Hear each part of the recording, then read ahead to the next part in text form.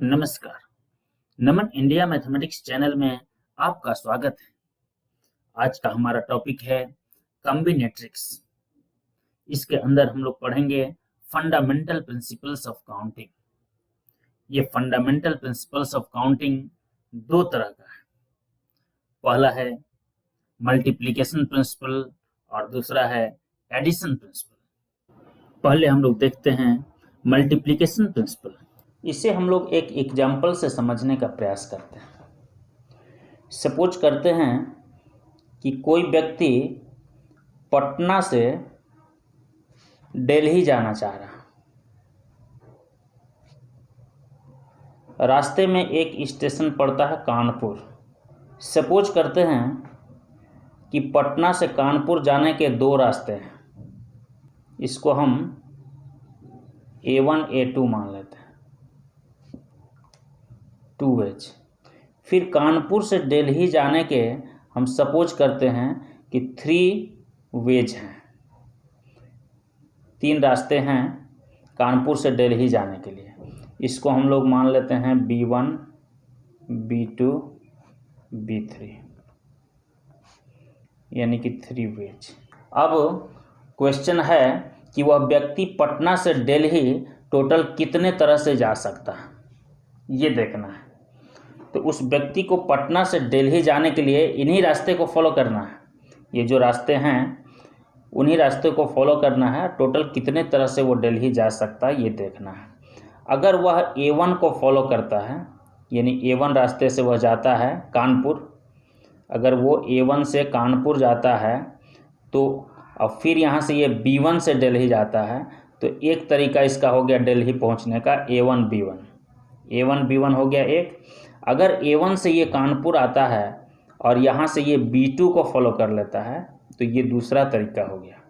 अगर यह A1 से कानपुर आता है और यहाँ से ये B3 को फॉलो कर लेता है तो ये हो गया तीसरा तरीका। तो A1 से होकर अगर वह कानपुर आता है तो 3 तरह से आगे ये दिल्ली जा सकता है। अगर यह A2 से आता है कानपुर तो फिर यहाँ से ये B1 B2 या B3 किसी को भी फॉलो कर सकता है। अगर B1 को फॉलो किया तो ये एक तरीका हुआ, अगर B2 को फॉलो करता है तो ये दूसरा तरीका हो गया, A2 से आने के बाद B3 को फॉलो करता है तो ये तीसरा तरीका हो गया। यानी कि टोटल हम देख रहे हैं कि यहाँ पर 6 वेज है। टोटल 6 वेज से वह पटना से दिल्ली जा सकता है। ये 6 वेज कैसे आए? 2 वेज इधर है और 3 वेज इधर है, ये दोनों का प्रोडक्ट हम लोग किए तो ये 6 वेज आ गया। ये 6 वेज जो आ रहा है यहाँ पर हमने काउंट किया और ये यहाँ पर देख रहे हैं कि ये मल्टीप्लिकेशन प्रिंसिपल को भी फॉलो कर रहा है, यानी 2 को 3 से अगर मल्टीप्लाई कर दे तो ये 6 वेज डायरेक्ट हमको मिल रहा है। तो अब ये मल्टीप्लिकेशन प्रिंसिपल हम लोग कहाँ लगाएंगे ये देखना है। जैसे कि मेन यहाँ पर जो काम था पटना से दिल्ली जाना, यहाँ पर जो मेन काम था वो पटना से दिल्ली जाना, लेकिन पटना से दिल्ली जाने के लिए इसको कानपुर जाना ज़रूरी था। कानपुर जब तक वो नहीं जाएगा तब तक दिल्ली नहीं जा सकता है। जो यहाँ पर हम लोग बनाए हैं पाथ उसके हिसाब से हम लोग देख रहे हैं, पटना से अगर दिल्ली जाना है तो उसको कानपुर जाना कंपलसरी है। तो अगर ऐसा हो कि कोई एक काम कंप्लीट करने के लिए 2 काम को अलग अलग कंप्लीट करना ज़रूरी है, तो जो दोनों काम को कंप्लीट करने के जो तरीके हैं उनको हम लोग मल्टीप्लाई करते हैं। यानी जितने नंबर ऑफ वेज में पहला काम कंप्लीट होता है और फिर जितने नंबर ऑफ वेज में दूसरा काम कंप्लीट होता है, उस दोनों का प्रोडक्ट जो होगा वही होगा पूरा काम कंप्लीट करने के तरीकों की संख्या। ठीक है, तो ये क्लियर है। कोई भी एक काम कंप्लीट करने के लिए अगर जितने भी काम हैं छोटे छोटे सबको कंप्लीट करना कंपलसरी है, तो सारे छोटे छोटे जो काम हैं उनके नंबर ऑफ वेज को हम लोग मल्टीप्लाई कर देते हैं। तो ये हो गया मल्टीप्लिकेशन प्रिंसिपल। हम एक और एग्जांपल से इसे समझने का प्रयास करते हैं। सपोज करते हैं एक स्टूडेंट है, वो होमवर्क बनाना चाह रहा है, उसके पास 3 पेन्स हैं, इसको P1 P2 और P3 ले लेते हैं। 3 कलम है उसके पास, P1 P2 एंड P3। उसके पास 2 होमवर्क कॉपी है, एक को हम लोग C1 और एक को C2 ले लेते हैं। वह किसी एक पेन से किसी एक कॉपी में होमवर्क बनाएगा तो उसका होमवर्क बनाने का काम कंप्लीट हो जाएगा। तो वो टोटल कितने तरह से होमवर्क बना सकता है? वो हो सकता है कि वह P1 पेन को सेलेक्ट करे और C1 कॉपी में होमवर्क बना दे और होमवर्क बनाने का काम उसका कंप्लीट हो जाए, ऐसा हो सकता है। यानी P1 C1 यह होमवर्क कंप्लीट करने का एक तरीका हुआ। फिर P1 पेन से वह C2 कॉपी में भी बना सकता है, यानी P1 C2 ये होमवर्क कंप्लीट करने का दूसरा तरीका हुआ। फिर P2 पेन से भी कर सकता है वो कंप्लीट, P2 पेन से C1 कॉपी में बनाएगा, P2 C1, P2 पेन से C2 कॉपी में बना लेता है होमवर्क, P2 C2। ये 2 तरीके हो गए। P3 पेन से भी बना सकता है वो, तो P3 पेन से वो C1 कॉपी में भी बना सकता है या P3 पेन से वो C2 कॉपी में भी बना सकता है। तो टोटल नंबर ऑफ वेज हो गए 6। तो ये पेन्स को सेलेक्ट करने के वेज कितने थे? 3 वेज। और कॉपी को सेलेक्ट करने के वेज कितने थे? 2 वेज। तो 3 × 2 ये 6 वेज हो गए। हमने काउंट करके भी देखा तो 6 वेज आ रहे थे और मल्टीप्लिकेशन प्रिंसिपल भी लगाए तो 6 वेज ही आए। इसका मतलब ये हुआ कि कोई भी काम कंप्लीट करने के लिए अगर 2 छोटे छोटे काम को कंप्लीट करना पड़े तो उन दोनों छोटे छोटे काम के नंबर ऑफ वेज को हम लोग मल्टीप्लाई कर देते हैं। जैसे यहाँ पहला काम था पेन को सेलेक्ट करना, इसके नंबर ऑफ वेज थे 3। दूसरा काम था कॉपी को सेलेक्ट करना, इसके नंबर ऑफ वेज थे 2। तो ये दोनों का प्रोडक्ट हम लोग ले लिए, ये हो गया 6। यानी 6 वेज में वो पेन और कॉपी को सेलेक्ट करके होमवर्क बना सकता है। तो ये हुआ मल्टीप्लिकेशन प्रिंसिपल। अब हम लोग देखते हैं एडिशन प्रिंसिपल। हम एक एग्जाम्पल लेते हैं।